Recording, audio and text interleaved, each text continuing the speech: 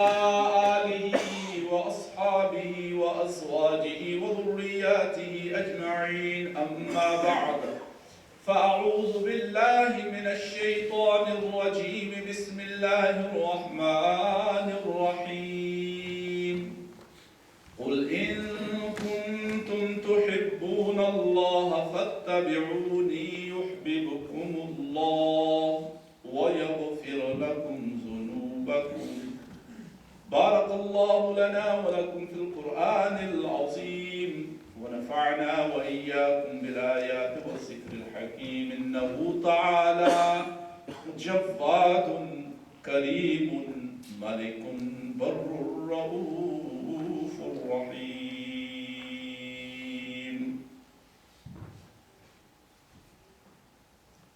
The Prophet sallallahu alaihi wasallam was one of the great teachers, and a great teacher is somebody who can get his message across and who can teach well and whose lessons are absorbed, people can understand them, apply them and benefit from them.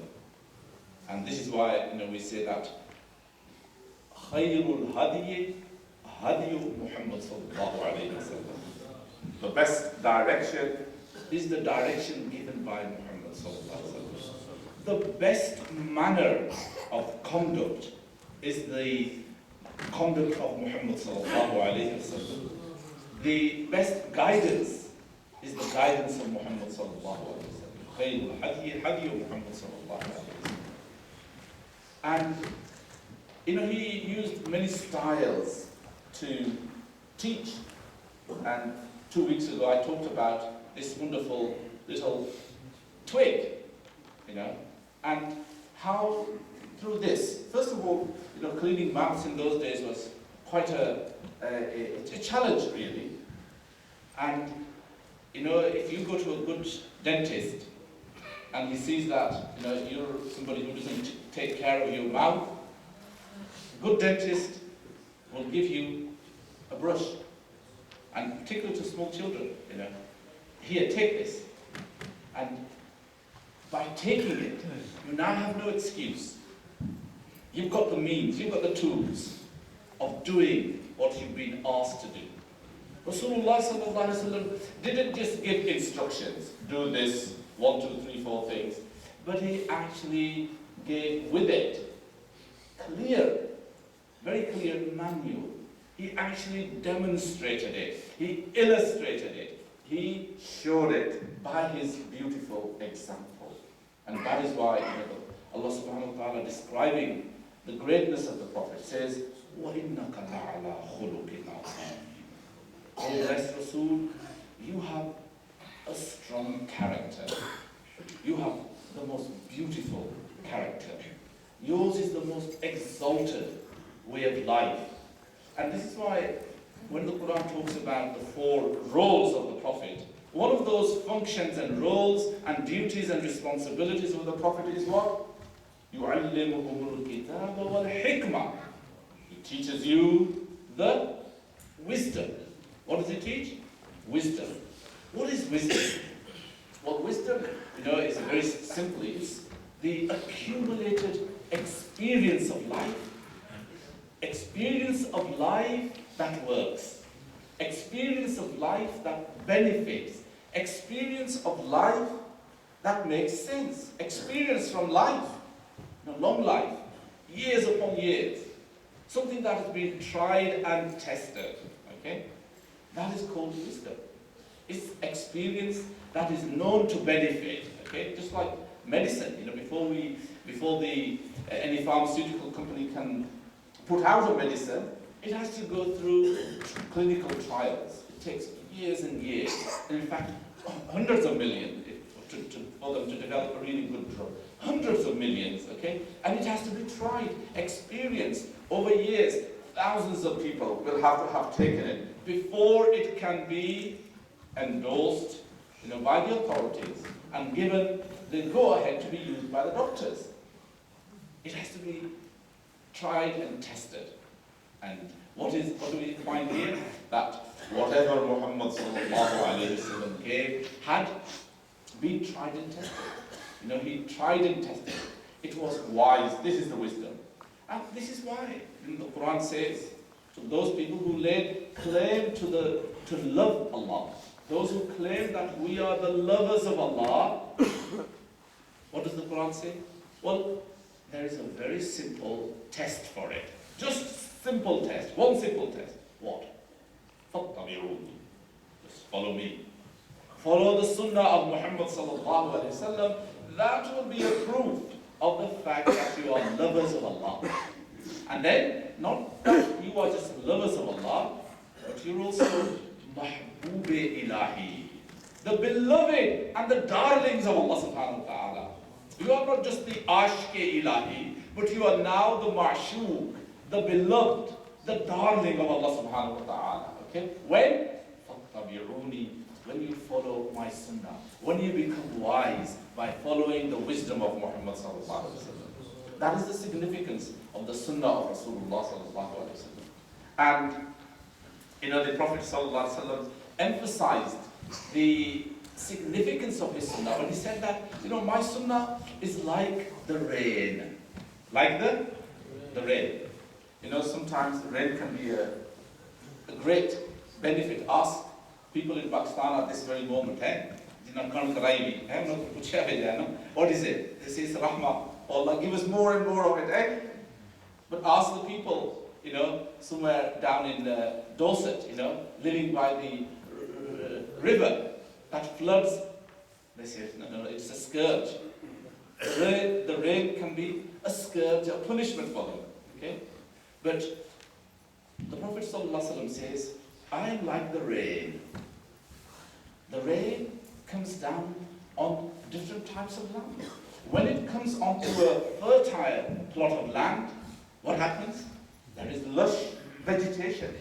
There is growth. People benefit from it. Animals benefit from it. Everybody benefits from that. It is a lush vegetation from which everybody benefits. Or when it rains, it can rain on a rocky, solid ground.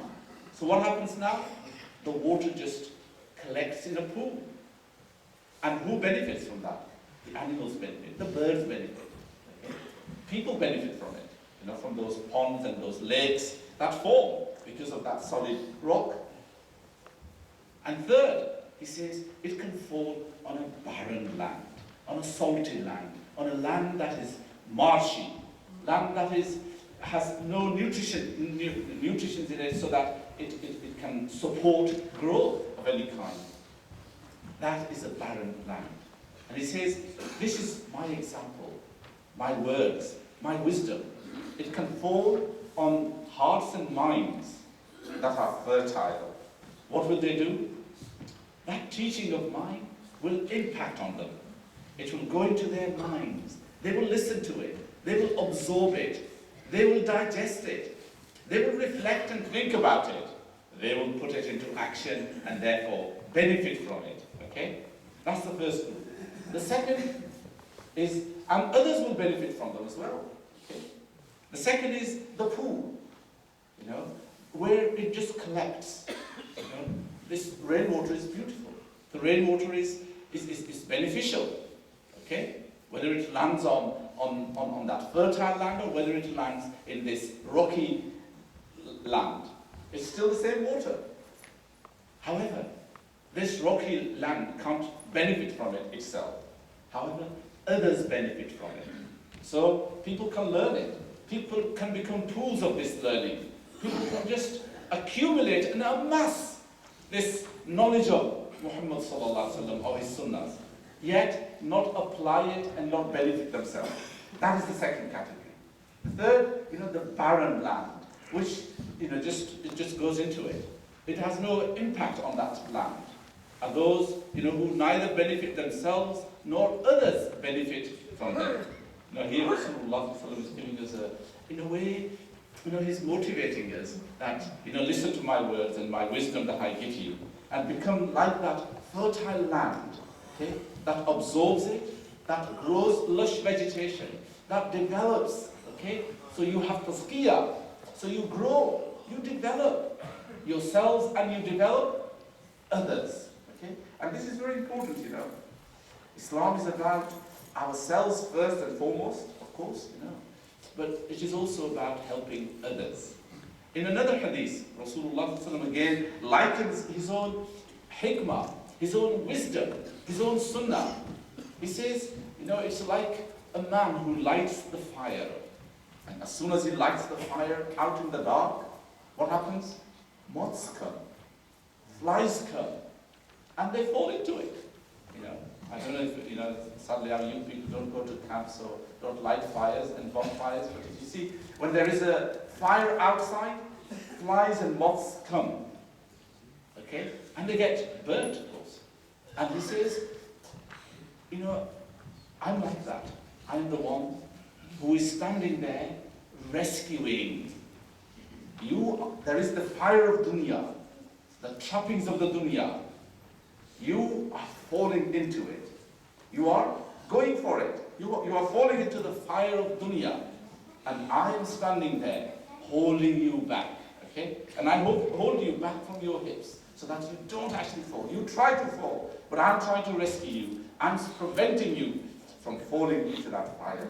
That is what my sunnah is. And that is why, you know, the Quran says, you know, people better be careful that if they go against the sunnah of Muhammad, then they could face severe afflictions. What would we call them? Asabathum musibah. You know, they will have afflictions. They will have serious troubles. Okay? Perhaps that might explain the serious problems we are facing today, because we have left the way of the best of human beings. The Al-Insan al-Kamil, the perfect man. We are no longer following the way of Muhammad sallallahu alaihi wasallam. We are following our whims. We are following the way of Madonna. We are following the way of the people of dunya, of the businesses, of the people of wealth. We are following the way of the celebrities. We are following the way of the people who are far away from deen, really, rather than the people of deen or the old Rasulullah sallallahu alaihi wasallam. And you know, the Sahaba were very wise. Umar radiallahu ta'ala anhu was doing the tawaf of Kaaba, and you know, he came to that Hajar Aswad and looked at it, and he saw people around him, and he said, talking to the Hajar Aswad, he said, you are a black stone, and if I had not seen my beloved Rasul kissing you, I certainly would not have done so either. Okay? For I am Umar, I am the Khalifatul Rasul, I am Al-Insan, I am Bani Adam, okay? The son of Adam. Okay? Where am I and where are you? You're a stone. But just because Muhammad sallallahu alayhi wasallam kissed you, I too will show that humiliation and that modesty. And I too will do that, okay? Because of Rasulullah sallallahu alayhi wasallam. And the Sahaba were very meticulous in following the Sunnah of Rasulullah. Abu Bakr once asked, somebody came to him about inheritance. And he asked, what is the inheritance for a grandmother? Okay? Her grandson had died, and she'd asked him, he perhaps had forgotten, or he was just trying to test people. Allah knows. Okay? He asked, does anybody know here what is the inheritance for a grandmother? And someone said, 1/6. This is what I heard Rasulullah sallallahu alaihi wasallam say. And he said, is there anybody here who can be a witness to what you said? And he was a witness to what you heard. And there was another Sahabi who said, yes, I too heard Rasulullah sallallahu alaihi wasallam say this. So here, you know, you can see they took the Sunnah of Rasulullah sallallahu alaihi wasallam, but took it very seriously. Okay? It had to be witnessed. It had to be authenticated. It had to be original. It couldn't be made up. Once, Mu'az ibn Jabal knocked on the door of Sayyidina Umar radiallahu ta'ala anhu. And he knocked 3 times. Nobody opened the door. So he walked off. And Umar came. And he shouted to Mu'az, Mu'az, come back. And he said, why did you not wait? He said, well, this is the Sunnah of Muhammad sallallahu alaihi wasallam. The Prophet taught me that when you go to somebody, knock 3 times and then leave. And that is what I did. And he said, Mu'az, give me proof of this. Give me proof for this. And as of course was obviously surprised. He said, oh, look, don't you trust me? I said, no, I trust you, of course, but I want to set precedents.